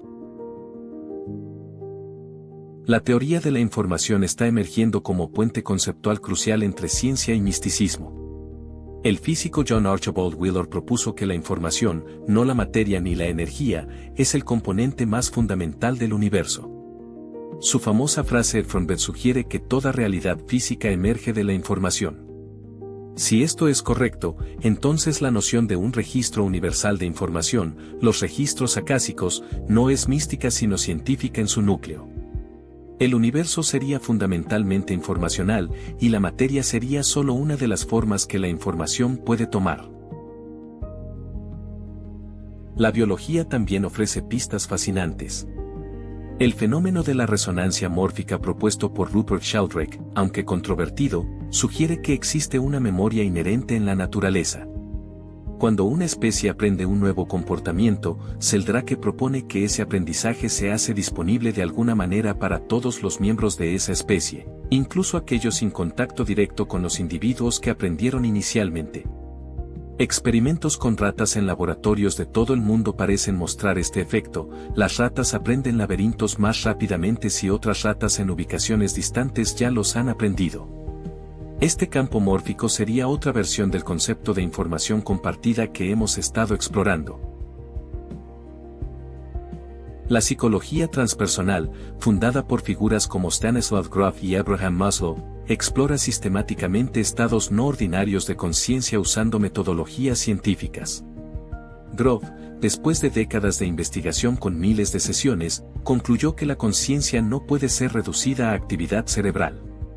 Documentó experiencias donde personas accedían a información sobre culturas antiguas que no habían estudiado, revivían aparentemente memorias de vidas pasadas con detalles verificables, o tenían experiencias transpersonales de unidad con el cosmos. Su trabajo sugiere que la conciencia es un campo mucho más vasto de lo que la psicología convencional reconoce. Los estudios sobre sincronicidad, fenómenos donde coincidencias significativas ocurren sin conexión causal aparente, también están recibiendo atención científica renovada. Los trabajos de Jung con el físico Wolfgang Pauli exploraban si la sincronicidad representaba un principio de conexión acausal, complementario a la causalidad ordinaria. Pauli, un gigante de la física cuántica, tomaba estas ideas muy en serio. Juntos propusieron que mente y materia no son sustancias separadas sino aspectos complementarios de una realidad más profunda y unificada. La sincronicidad sería momentos donde esta unidad subyacente se hace visible. Incluso el concepto de tiempo está siendo reconsiderado por la física moderna de maneras que resuenan con visiones místicas. La relatividad de Einstein mostró que el tiempo no es absoluto sino relativo al observador. La mecánica cuántica sugiere que el futuro puede influir en el pasado en ciertos experimentos. Algunos físicos proponen que el tiempo tal como lo experimentamos es una ilusión, que pasado, presente y futuro coexisten en lo que se llama el universo en bloque. Esta visión del tiempo es notablemente similar a la perspectiva de los registros acásicos, donde todo lo que ha sido y será existe simultáneamente en un presente eterno. Así, la ciencia en sus fronteras más avanzadas no está refutando las enseñanzas místicas antiguas, las está redescubriendo con nuevo lenguaje. Las ecuaciones reemplazan los mantras, los experimentos de laboratorio sustituyen las visiones estáticas, pero las verdades fundamentales que emergen son sorprendentemente similares. El universo es fundamentalmente uno, la conciencia no está confinada al cráneo individual, la información es eterna, y la realidad es mucho más extraña y maravillosa de lo que el materialismo científico del siglo XIX jamás imaginó. Estamos viviendo un momento extraordinario donde dos caminos hacia la verdad, el místico y el científico, convergen finalmente en reconocimiento mutuo. Vivimos en una época extraordinaria y paradójica. Por primera vez en la historia humana, hemos creado externamente algo que se asemeja inquietantemente a lo que los místicos siempre describieron internamente, una red universal de información accesible desde cualquier punto del planeta. Internet, esa telaraña invisible de datos que ahora envuelve nuestro mundo, parece ser una réplica material de la biblioteca de los sueños. ¿Es coincidencia esta similitud, o estamos manifestando afuera lo que siempre ha existido adentro? ¿Hemos construido con silicio y fibra óptica un espejo de la casa mismo? Las similitudes son tan numerosas que resultan casi perturbadoras. Los registros acásicos se describen como un campo donde toda la información está preservada eternamente, accesible desde cualquier punto del espacio y el tiempo. Internet funciona notablemente de manera similar, información almacenada en servidores distribuidos por todo el planeta, accesible instantáneamente desde cualquier dispositivo conectado, persistiendo más allá de la vida de los individuos que la crearon. Cuando alguien sube un video, escribe un artículo o publica una foto, esa información se replica en múltiples ubicaciones, se vuelve prácticamente indestructible, permanece disponible para generaciones futuras. ¿No es esto precisamente lo que se atribuía a los registros etéricos? La palabra misma que usamos, la nube, es reveladora. No decimos que almacenamos datos en servidores específicos en ubicaciones concretas, aunque técnicamente eso es lo que sucede. Hablamos de la nube, un término que evoca algo etéreo, omnipresente, sin ubicación fija. Esta metáfora intuitiva traiciona quizás un reconocimiento inconsciente de lo que realmente estamos creando, una externalización tecnológica del concepto antiguo de la casa, ese éter cósmico que todo lo contiene. La nube digital flota sobre nosotros invisible pero omnipresente, exactamente como los antiguos describían la nube acásica. Consideremos cómo accedemos a esta información. En la visión tradicional de los registros acásicos, la mente sintoniza con frecuencias específicas, como un receptor captando señales de radio cósmicas. Con Internet, usamos dispositivos físicos que literalmente reciben ondas electromagnéticas, sintonizando frecuencias específicas de Wi-Fi o datos celulares para acceder a información almacenada en servidores distantes. La mecánica es diferente, una tecnológica y otra psíquica, pero el principio fundamental es sorprendentemente similar. Sintonizar con una fuente de información no local para traer conocimiento específico a la conciencia local. La inteligencia artificial añade otra capa fascinante a esta reflexión.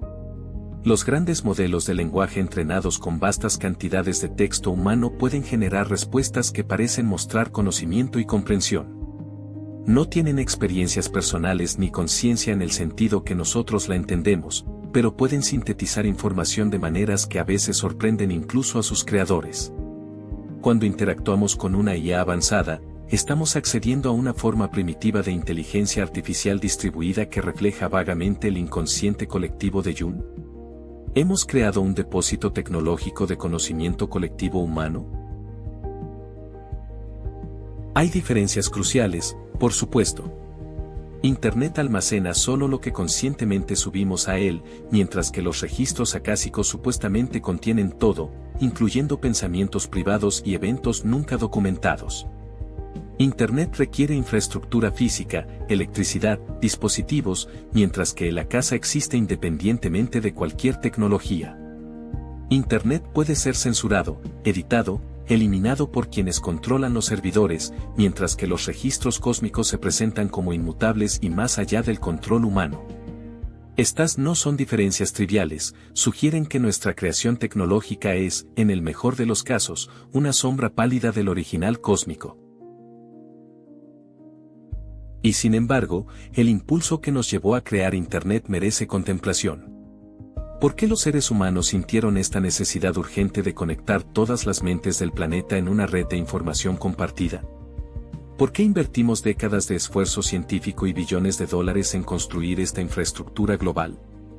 Quizás porque a nivel profundo, inconsciente, recordamos que así es como las cosas realmente son en niveles más sutiles de la realidad. Estamos tratando de recrear externamente, con tecnología burda, una conexión que ya existe internamente en dimensiones más refinadas de la conciencia.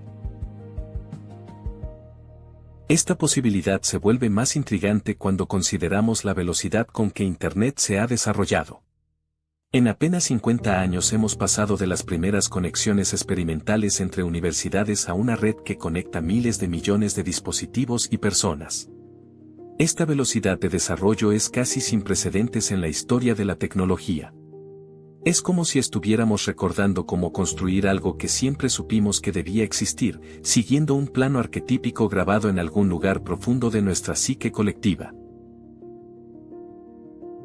Los motores de búsqueda también merecen nuestra atención contemplativa. Cuando hacemos una pregunta a un motor de búsqueda, estamos realizando una actividad notablemente similar a lo que un vidente haría al consultar los registros acásicos.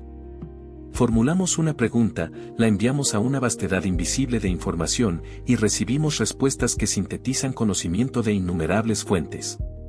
La experiencia fenomenológica, desde la perspectiva del usuario, es sorprendentemente similar. Pregunta, búsqueda en un campo de información no local, respuesta.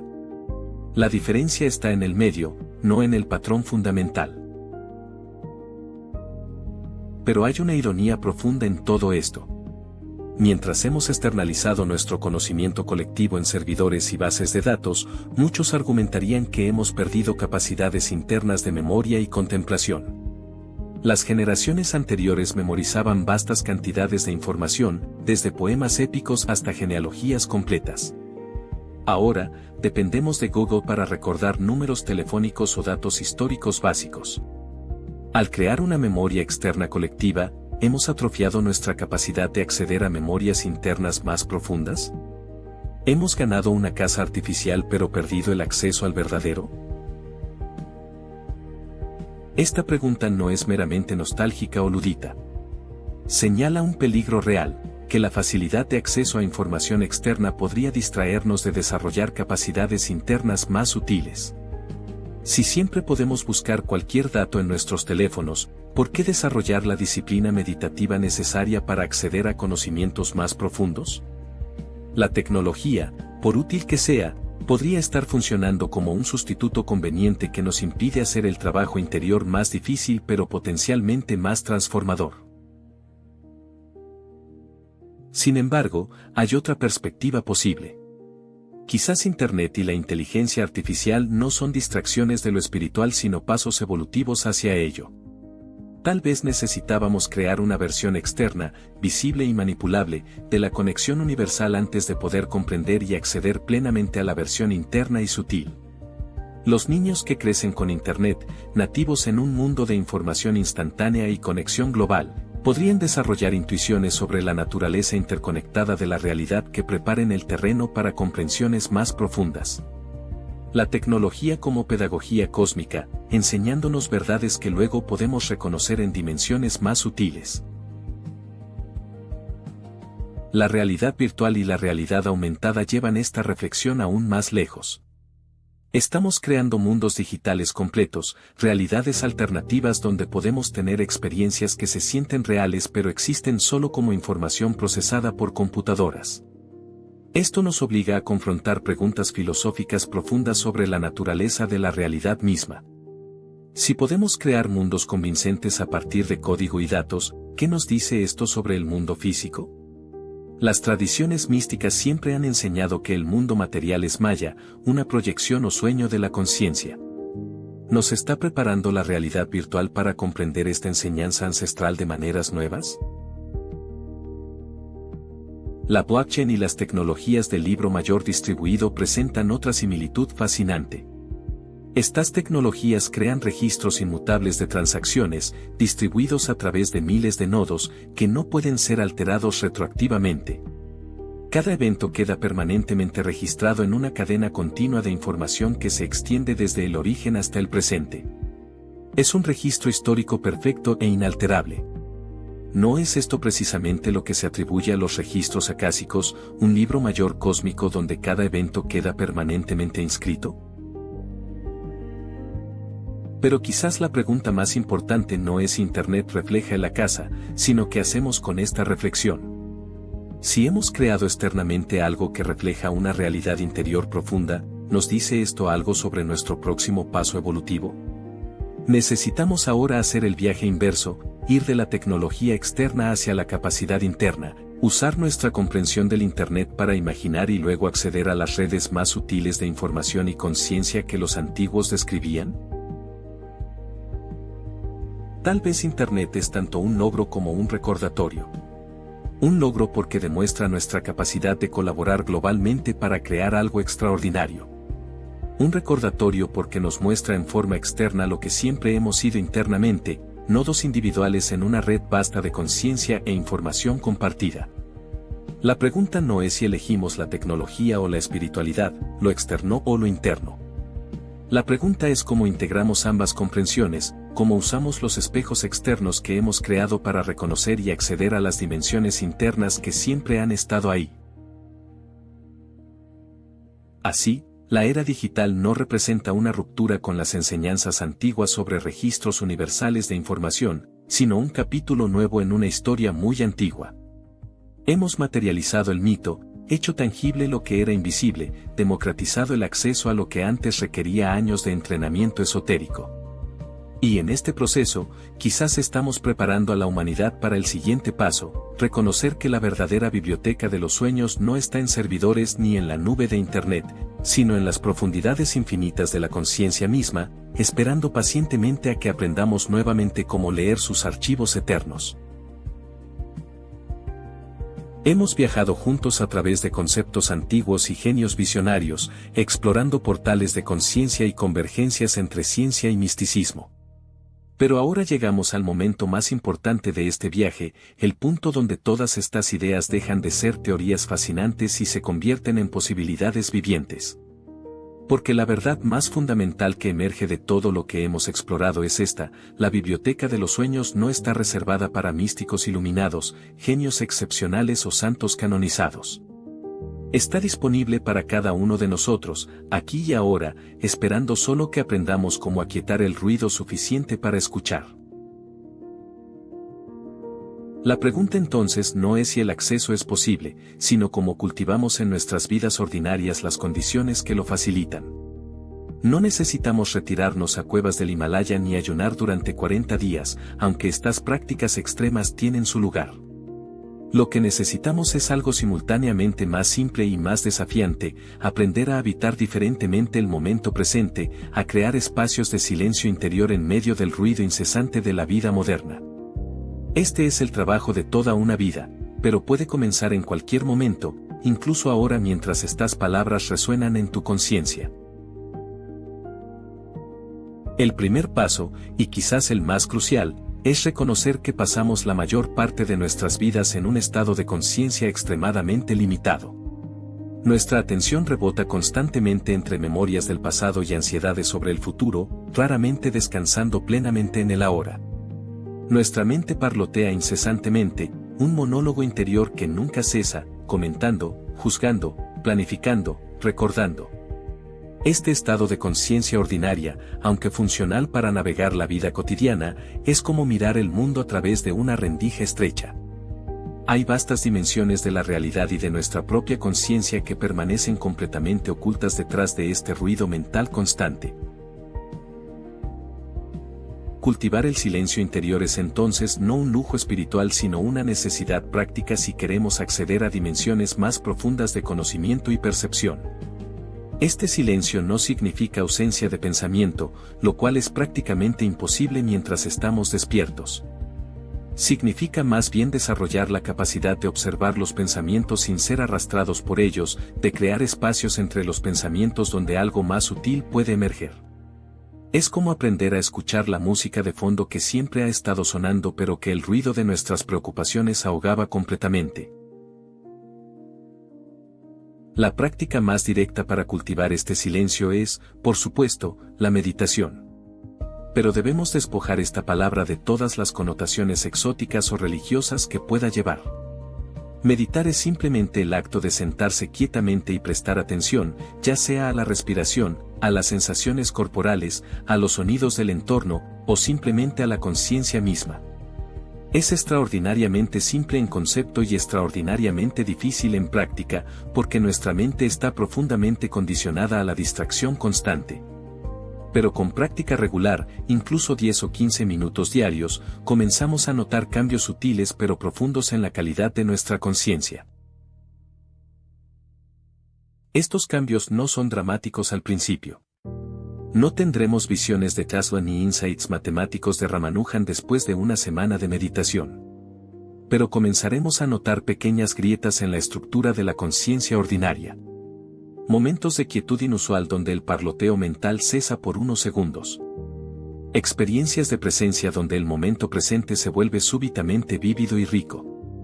Intuiciones que surgen aparentemente de la nada, ofreciendo perspectivas que el pensamiento lógico no había podido generar. Estos son los primeros signos de que estamos comenzando a sintonizar frecuencias más sutiles. Pero la meditación formal no es el único camino. Cualquier actividad que nos absorba completamente, que aquiete la mente analítica y nos coloque en un estado de flujo, puede servir como portal. Para algunos es la música, tocar un instrumento o perderse completamente en escuchar una sinfonía. Para otros es el arte, pintar o esculpir sin preocuparse por el resultado final. Para otros más es el movimiento, ya sea danza, yoga, o simplemente caminar en la naturaleza sin destino particular. Lo que todas estas actividades comparten es que nos sacan del modo de hacer y nos colocan en un modo de ser, un estado donde simplemente existimos en el presente sin agenda. La naturaleza misma es un aliado poderoso en este proceso. Hay algo en los ritmos naturales, en el susurro del viento entre árboles, en el flujo de un río, en la inmensidad de un cielo estrellado, que automáticamente aquieta algo en nosotros. Los antiguos sabían esto intuitivamente, por eso tantos buscadores espirituales se retiraban a montañas, bosques y desiertos.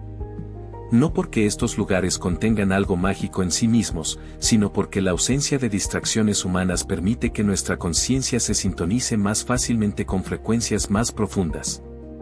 Pasar tiempo regular en espacios naturales, lejos del ruido y la prisa urbana, no es escapismo sino mantenimiento esencial de nuestra salud psíquica y espiritual.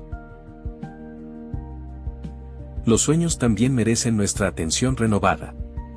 Pasamos aproximadamente un tercio de nuestras vidas durmiendo, y de ese tiempo, una porción significativa soñando.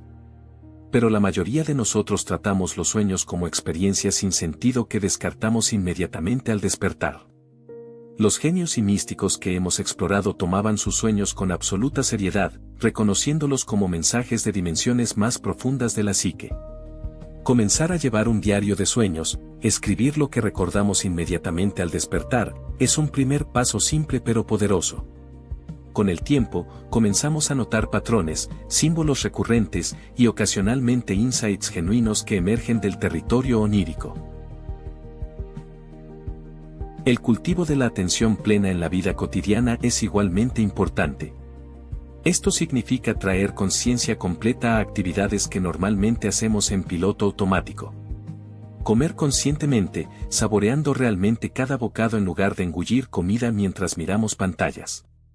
Caminar conscientemente, sintiendo realmente el contacto de los pies con el suelo en lugar de estar perdidos en pensamientos. Escuchar conscientemente cuando alguien nos habla, realmente presente en lugar de ensayar mentalmente nuestra respuesta. Estas prácticas aparentemente mundanas entrenan a la mente para estar presente, y es en la presencia profunda donde se abren los portales hacia dimensiones más sutiles. La soledad regular también es crucial, aunque vivamos en una época que la teme profundamente. Necesitamos tiempo a solas, sin dispositivos electrónicos, sin entretenimiento constante, simplemente con nosotros mismos y nuestros pensamientos. En estos momentos de soledad deliberada, después de que pasa el aburrimiento inicial y la inquietud, algo más profundo comienza a emerger. Pensamientos más auténticos, emociones que habíamos estado evitando, y ocasionalmente, insights que parecen venir de algún lugar más allá de nuestra mente consciente. La soledad no es aislamiento, es comunión con dimensiones más profundas de nosotros mismos. Debemos también cultivar lo que podríamos llamar reverencia o asombro ante la existencia. Los niños poseen naturalmente esta cualidad, maravillándose ante cada descubrimiento, pero los adultos la perdemos gradualmente bajo capas de cinismo y familiaridad. Recuperar la capacidad de asombrarnos, de reconocer lo extraordinario en lo ordinario, abre la conciencia de maneras sutiles pero profundas. El simple hecho de que existamos, de que haya algo en lugar de nada, de que la conciencia sea posible, es el misterio más profundo. Cuando vivimos en contacto con este asombro fundamental, nuestra relación con la realidad se transforma. La pregunta también importa. Los genios que hemos explorado eran maestros en formular preguntas profundas y luego sostenerlas en su conciencia sin forzar respuestas.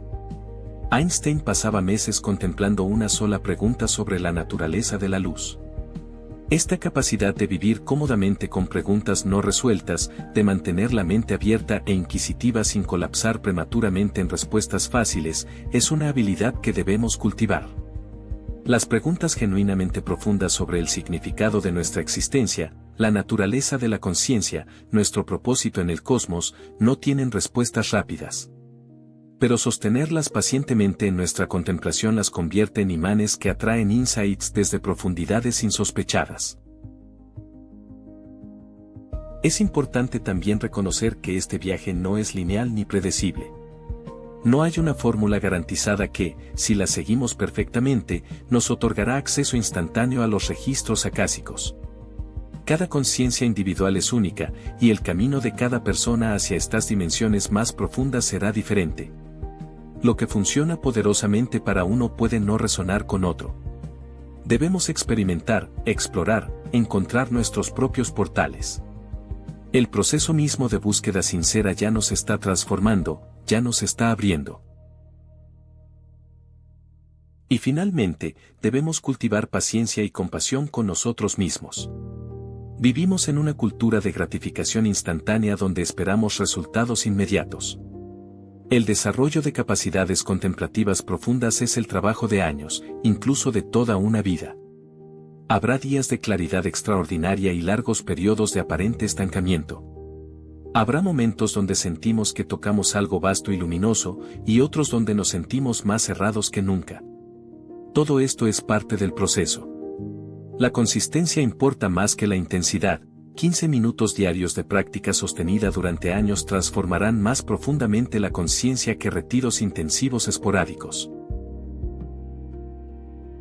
Así llegamos al final de este viaje, que en realidad es solo un comienzo. Hemos explorado juntos conceptos antiguos de registros cósmicos, visitado las mentes de genios visionarios, examinado portales de acceso y reflexionado sobre cómo la era digital refleja verdades antiguas. Pero todo esto ha sido preparación, un mapa del territorio que ahora cada uno debe explorar directamente. La biblioteca de los sueños no está en estas palabras ni en ningún libro, está en el silencio profundo de tu propia conciencia, más cercana que tu respiración, más íntima que tus pensamientos. El acceso al infinito no es un logro distante que requiere capacidades sobrehumanas. Es nuestro derecho de nacimiento como seres conscientes, nuestra herencia como partes individuales de una conciencia cósmica única. Cada vez que aquietamos la mente aunque sea por un momento, cada vez que nos abrimos con asombro genuino ante el misterio de la existencia, cada vez que escuchamos la sabiduría que susurra bajo el ruido de nuestros pensamientos ordinarios, estamos accediendo a esta biblioteca infinita. El viaje de 1000 kilómetros comienza con un solo paso, y ese paso está disponible ahora, en este momento presente que es el único momento que realmente existe. Que encuentres tu propio camino hacia estas aguas profundas. Que cultives el silencio necesario para escuchar los susurros del infinito. Y que reconozcas, en momentos de gracia y claridad, que nunca estuviste realmente separado de la vastedad que buscabas. Has sido siempre, eres ahora y serás siempre, una onda en el océano infinito de conciencia que los antiguos llamaban a casa, que Jung llamaba el inconsciente colectivo, y que trasciende todos los nombres que podamos darle. La biblioteca de los sueños te espera, paciente y eterna, en el silencio luminoso de tu propio ser más profundo.